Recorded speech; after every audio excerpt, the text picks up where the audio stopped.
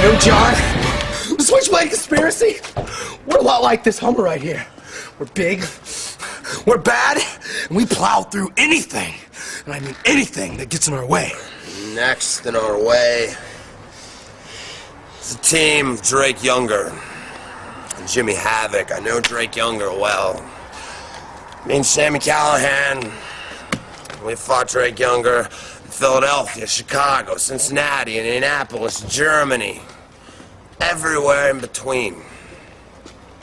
We can beat him 10 times with our hands tied behind our back and our eyes closed. Jimmy Havoc, it's not even in our level. The Switchblades, we exist on a higher plane than everybody else.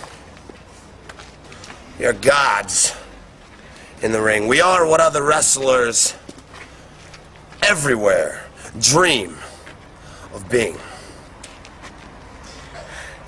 Jimmy Havoc, you know, I've dealt with Havocs before.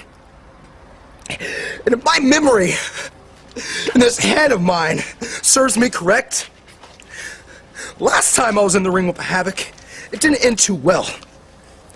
So remember this. Remember it well.